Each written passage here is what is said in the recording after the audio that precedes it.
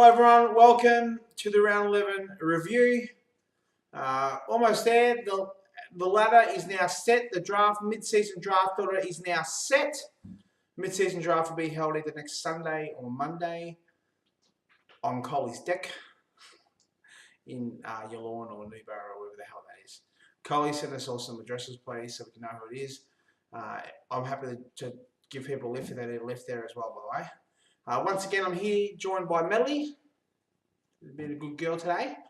But anyway, it's a very, very high scoring week this week. They had a lot of teams that scored massive scores, big scores. Oh, not so massive. People were on the path, but you know they dropped down a bit. And obviously, due to the weather in certain spots, a lot of people had tacklers. They utilised those tacklers rather well. So good coaching from a lot of people this week. Not a very good week for some, but anyway, we'll get to that. Let's start off first round, first game, shall I say, Seek and Destroy versus Renegades. Renegades 327 defeated Seek and Destroy 312. If we have a look at there, Charlie Dixon rather disappointing for Seek and Destroy, only got 2 points, although he was pretty influential in the game. And Tom Lynch 24 points. Not very good there for Tom Lynch. If we look at Seek and Destroy's utility now. Patrick Dangerfield, he got 76. Second last game for Seek and Destroy because after next week's round, after this draft, he moves over to Phoenix team. Ollie Wise, only 37 midfield, pretty good, but you know everyone wants over 40 for a mid. Better than getting 12 or 14. Dylan Shields, 51. Zach Smith had a very good game, 31. Also got 10 clearances. Matt Brutus was pretty awesome, got 78, and Mark Splitcabs got 30 as a tackler. He was defeated by Renegades. Once again, will the Renegade Master, D4 Damager, power to the people's back once again, will the Renegade Master, D4 Damager, the ill behavior's back once again, will the Renegade... Oh, sorry, me and Miller getting to that. Yes, the Renegade Master. He got another win today. He's been on fire lately. He had Michael Walters, 19 as a full forward, pretty good as a full forward. Nick Rewell was a bit down. Well, did get injured at the start of the game, but he was down to his usual outlet. He only got 22. And John Lewis had a very good game, got 70 as utility. Aaron Hall, only 31 midfield. He's actually dropped off after his injury, so he's not playing that well lately. But Lockie Hunter, someone who is playing well, killed it once again, got 20 kicks, so 58 points for Lockie Hunter. Mummy in the middle, in the ruck, shall I say, 35. And Zach Merritt, why can't they tag Zach Merritt and not tag Zach Haraka? Seriously. 73 points to the halfback there. So he had a very good game. And Michael Barlow, who was tagged as a Haraka, unfortunately, got 19 as a tackler. Some notable players that you probably both could have played. So it was a great effort there by Renegades. Continuing on his merry way. Vossi, once again, wrong half forward. Jenkins, 20 kicks, 13 marks, and 7 goals. See you later, Melly. Thank you very much for joining us today.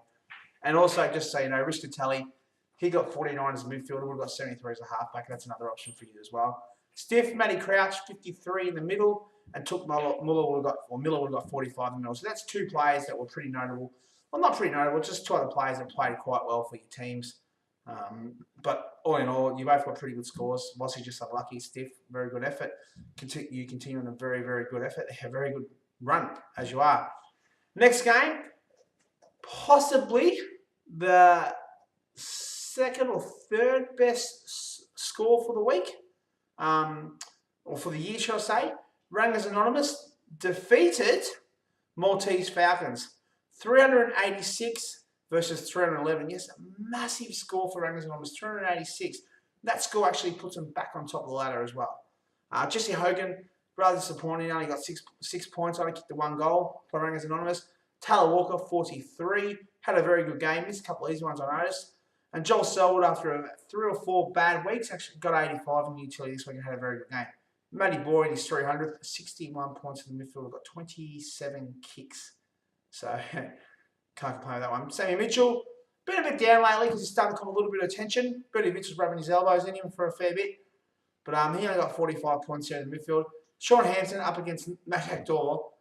Now, Hampson will never, ever get this score again. But it worked out well for you this week, Fennick. Or Rangers, sorry, Kenner. I keep getting those 2 confused because it's the same team. 53 points for Hampson. Zorko, only 61 as a halfback.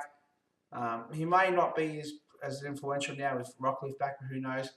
And Liam Shields, once again, double-figure tackles. He got 11 tackles there. As for Falcons, Jack Watts only the 2 goals. That's what he's been averaging, and he's about to sort his goal-scoring issues out by getting Josh Jenkins. Gunson, 31, kicked 3 goals. Pretty good, but once again, a bad day to play in. Jack Stevens, a bit down in utility in his second last game for the Falcons. And Down Prestia, 65 points as a midfielder. He would have been a great halfback. We'll get into that in a minute. Andrew Gaff in the middle, I reckon he might have still suffered a bit of concussion there. He only got 40 points, only got 17 kicks, bit down for him, still a very good score. But only 23 possessions, which is about very low for Gaff. And Cripps, as a halfback, didn't have a very good game.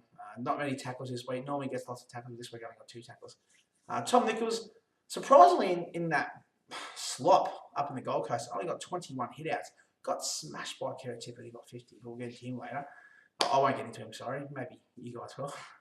And Mitch Robinson, 9 tackles. Very good effort there for Mitch Robinson, who I believe may be available for trade if anyone wants to looking for him. And he got 28 points. So that's that game. There's a couple of notable players that you may have played there. For Fennec, you could have obviously Carriage, got 47 midfield, had a pretty good game there. And as we said, Prestia, as a halfback, would have got 106 points. So great effort by Prestia. Back to his best now. Maybe he's over his injuries. For Ketter, now when you get 386 points, you're not really going to change too much. But just a couple of notables. Chris got 8 tackles. Toby Green got 7 tackles and 3 goals. And Nathan Jones got 47 as a midfielder. We've got 73 as a halfback as well. So pretty good effort there by Nathan Jones. Those Melbourne midfielders actually did quite well because Hawthorn don't tag. So great effort there. Kenner back on top of the ladder where you think you belong for some reason. It's in this twilight zone that we're living in. All right. So we get to the next game. It's Jacob Jabronis, 340, defeating Arse Kickers United 269. Because I had to be a big shot. What? Nah. Oh, no. I'm not being a big shot. What? What's this sort of thing on comedy, Michael? You done? Yes. Well, apparently I'm a big shot. All right. First time I've not scored over 300 this year, and in fact, all my fans out there, I've got a prepared statement for you all. To the millions and millions of Arse Kickers United fans, supporters, and members.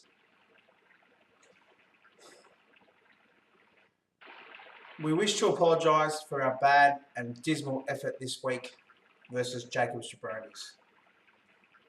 This was a bad week for us. Our midfielder didn't perform well, only got 11 possessions. Cyril Early had to come in because Scott Thompson decided he was a bit sore and couldn't play. And Cyril Early is a midfielder. Should never play there. But he played in the slot, only got 20 points. That's a bit unlucky. But look, we can guarantee to all our members out there that this is a once-off. 269 or 70 points isn't good enough. We don't accept this performance, and we will bounce back. We will win next week. We will get a big score. Guarantee. All right. So anyway, let's get to the game. It's for all my members out there. Jabronis, 340. They were on a target for a massive score. However, Lee Montaigne had a very quiet game. So that brought it down quite about a little bit there. But we'll go through it. Josh Bruce kicked his 2 goals. He got 2 goals. Against Luke Bruce, who got 2 goals as well. It was the Bruce game. So 2 goals each there. And as we said before, like Tom Lynch and Lance Franklin, 15 and 20 points. There was not a day for forwards out there. That was just absolutely dismal performances. And in hindsight, realistically, probably should have played someone else at half forward, both of us. Parker and Hanbury went a bit head-to-head. Although Hanbury had more possessions, he got not as many kicks, more handballs, but didn't get as many tackles as what Parker did. Parker did manage to snag 2 goals as well. As Parker and Utility got 85 and Hanbury got 74. Both still very good scores, but unfortunately, and Bernie Vince, someone just shut him down. He had 29 kicks and 7 handballs. Also got 11 clearances, Bernie Vince, in that game versus Hawthorn. 65 points in midfield. Phenomenal effort there, unfortunately for me. But as mentioned earlier, Lee Montagna bit down performance. I got 18. Zaharakis was dismal, was pathetic. Wasn't the lowest midfield score of the round, mind you, but 14 points, just very, very sad. And Sirioli had to come in for Scott Thompson because he was a late withdrawal, and he only got 21 points, only got the 10 kicks. Had 11 tackles for him there. Nick Nat only got 31 in the ruck. Did go missing for 10 minutes because he had a blood nose after Mark McCray decided to smack him in the face. And Sam Jacobs 33 in the ruck for Jabronis. Halfback, Lockie Neal, 42 possessions, 3 possessions, whatever he got. He has been on fire. Didn't get as many tackles as what he usually gets this week. But he's been a really good performance so far for Jacob Jabronis. He got 71 points. And Rory Sloane had probably his best game in a couple of weeks. He's been a bit down lately, but he lifted up when I needed him. Unfortunately, it wasn't enough. Got 74 points as a halfback. So great effort there by Rory. Now, in the slot, Tom Mitchell killed it. 14 tackles, 41 points. No answer for him. Ebert only got the 20 points for me as a tackler, but well done there. So Jabronis smashed me. What's that? 70 points, 71 points. A great effort for Jabronis. Players that we both could have possibly played. Cochin is always killing it. I'll give him Houghton, my phone calls. Cochin 54 as a midfielder, 76 as a halfback, and Meisel got 47 as a midfielder. As for me, Cyril 11 tackles, Segler got 37 in the ruck, and this isn't a very good score, but for the midfielders that I had, Masson got 36. So not a very good effort there for me in terms of the midfielders. So yeah, well done, Houghton. Let's move on to the next game now. It is No Dumplings versus the Sugar Daddies. So Sugar Dumplings. And well done there, Sugar. 309. Defeated No Dumplings 288.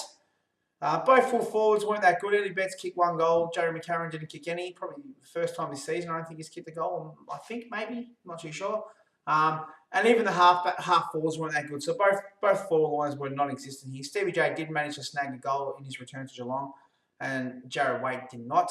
He got the 11 points, and Stevie Johnson got 21. As for utilities, not very good utility scores here either, to be honest. It's more of the halfback game here, but utilities, 58 for Robbie Gray for Sugar Daddies, and Bryce Gibbs 43. Probably his worst game he's had in about 3 or 4 weeks, Bryce Gibbs, maybe 5 weeks. So bit bad day for him to have a bad spot when Dash decided to play him utility for the first time this year. Only 43, but oh well, that's these things happen. Heaps Short only got 41, probably his lowest game he's had for a long time as well. So you see a lot of people were down for him. Even Shaw, 37 in the midfield, got moved from the halfback, went to the midfield, and he was a bit down in performance. Delilio, 35, that's probably about what he's been averaging, to be honest. And Pendlebury got 45 in the midfield, which is standard for Pendlebury. Pretty good. As for the rucks, Brody Grundy is probably going to be the first ruck not to dominate against Port Adelaide. Only got the 26 points, so that's rather disappointing. Yeah, so normally they smash him, but from what I was watching the game a bit, and Port Adelaide players didn't even go for the contest. They actually just waited for Grundy to win it and try to tackle him. So he only got 26 as a ruckman. That's not good. And Maxi Gorn got 51 points as a ruckman. He just always dominates. This is a game about the halfbacks. Look at this. Josh Kennedy, 92 as a halfback in that slot. Carrie Ablett in the slot as well, up in Gold Coast, 90 as a halfback. Great effort, great performances. And let's be honest, that was their best positions because they didn't kick any goals. So halfback was their positions for him. 92 and 90. Well done, guys. So, yeah. And finally, Kieran Jack as a tackler. Last week was on world record pace. This week, only 12. And I'm amazed he didn't get more. Four tackles in that weather was a bit disappointing. Callum Wall got 9 tackles and he got 27 points. A great effort there. Players that you probably could have played other than the ones you did. Dash, Pendles would have got 90 as utility this week and 76 as a halfback. So the weeks you don't play him, he has a good game. So maybe you need to look at that. Even Mundy would have got 49 as a midfield and 65 as a halfback. Zeeble, 49 in the midfield, and Jack also would have got 47 in the midfield. So there's a couple of players that performed quite well. As for Sugar, Del Sando would have got 45 in the midfield. Also, Del Sando got 8 tackles. And Bontempelli, 41 in the midfield, and he got 9 tackles Bontempelli did. So there's a couple of players that stood out. All right, now as for the next game, Coley. After, sitting there rating yourself, telling us how good you were. It's very long, Coley. Seriously. 3-1. Lowest score again. Actually, you are now the lowest scoring team in the competition. Only got 249. Yeah, look, I didn't get much better, only 20 points more. And, I didn't lose by 100 though. But, Coley, stop rating yourself. Can't believe you're still in the 5. Anyway, 101 point loss. That's shocking. Lindsay Thomas got 2 goals, 14 points. And for Mickey, he tried Jake Rewalt there, and he only got the 2 goals as well, and 12 points. Josh Kearney, as a half forward, only kicked the 1 goal. It was very late as well. He got 12 points. So not a very good game for Josh. He's probably his worst game he's had in 2 or 3 years, I reckon, in terms of scores, like no kicks, no hammer, and 3 kicks, 3 marks, 1 goal. Mick tries to claim that he was raped by Western Bulldogs, but who knows. Mick tried still side bottom as a half forward. Did all right. Got 2 goals, but he was actually got probably about 10 kicks or 7 or 8 kicks less than what he normally gets. He only got 26 as a half forward. As for utility, Coley tried to go Wingard again. Now, Wingard only averages 50 to 60 as a utility, and he got his average of 60 points. And for Mick, no goals team, no worries. Let's put Kurt Tippett in there. 50 hit outs for Kurt Tippett. Also kicked, no, I don't think he kicked the goal this week, but he had a great game, got a lot of possessions, and he got 96 points as a utility. So well done, Mock, on that coaching move. Great move there. Brandon Ellis, lowest midfielder of the game this week, only 12 points. I thought Zaharakis was bad, but 12 points for Brandon. He's apparently the North Melbourne's Bunnies. I read in the paper. And Kate Simpson, 39. Normally gets over 40. That's a little bit down there for I'm rolling. As for Mick Canelio, 39. He was on fire in the first half, and then I think it was tagging Selwood. He was on fire, got lots of possessions. Then Selwood turned it all around and ended up hardly getting 5 possessions in the second half. And McRae, in his second last game for God's Olympus, got 51 points. I hope everyone see that spit just come out of my mouth. Anyway, Tom Hickey, wish he'd done this last week. 21 as a ruckman this week. Last week he got 50. It killed me. And Leuenberg got 30 as a ruckman. As for the halfbacks, Swallow, 83. Great game by Swallow. 28 possessions, 10 clearances, 11 tackles. Great game by Swallow. And Shuey only got 68 as a halfback. Only was a very good score, 68 as a halfback. And as for the tackles, Chris Mayne, 6 points. And Rockcliffe got 28 points. Now, notables, and we all know about this because Mick told us all, but Rockcliffe would have got 109 points as a halfback. 48 possessions, 109 as a halfback. We thought Presti's 106 was pretty good. 109, jeez. And also Isaac Smith, would have got 53 points as midfielder. As for Coley, Levi Greenwood got 12 tackles, and that's probably the only other option you probably could have played there. Mick wants to tell us all that he's back. In fact, this is Michael wants to play this video. I'm back, baby! I'm back! Apparently Mick's back. Only 10 points out of the 5, Mick. That's all. 2.5 games. But anyway, you're back. But that's it. So that's all the games this week. Well done to the winners. Some big scores. If we look at the team of the week, it's Michael Walters was the best full forward on 19 points. A bit low for full forwards this week. Followed by Luke Bruce on 15, Lizzie Thomas on 14. As for half forwards, Taylor Walker got 43, Gunston 31, and Sidebottom got 26. Utilities, Kurt Tippett was the best one utility this week. He got 96, followed by Luke Parker on 85 and Joel Selwood on 85. And that's for midfielders. Bernie Vince and Dion Presti have both got 65, as well as Matthew Wardy got 61. For the ruckman, Sean Hansen got 53, Max Gorn got 51, and Shane Mumford got 35. For the halfbacks, 3 massive halfback scores here. Josh Kennedy, 92, Ablett, 90, and Swallow, 83. Jabronis had the best tackler. He has Tom Mitchell on 41, Liam Shields, 32, and Tom Rockcliffe got 28. If we look at the ladder now, we do have a new leader taking his spot back on Rangers Anonymous, 32 points. He is, 18 points ahead of Renegades, who's also on 32 points. They are 8 points ahead of third place Jabronis, who are on 24. Sorry, that's 100 and... Sorry about that mistake there, guys. 360... 58. 58 points. I can't see it. That's my excuse. My little cock eye, as you can tell, is going all over the place. Jabronis, third on 24. They are tied on 24 points with Sugar Daddies and on Roland. On Roland is now the lowest scoring team in the competition. So, yes, I can go on about it. First time I've scored 300. You say I'm a scoring juggernaut. I say it. I've never said that. All I say is I score over 300 every week, except for now. But I'm 6th, 2 points behind those 3. Followed by second choice, 2 points behind me. 4 points behind that is No Dumplings. Govan Olympus off the bottom, second last on 14, and Maltese Falcons will receive the first pick in the mid-season draft and the 11th pick, by the way.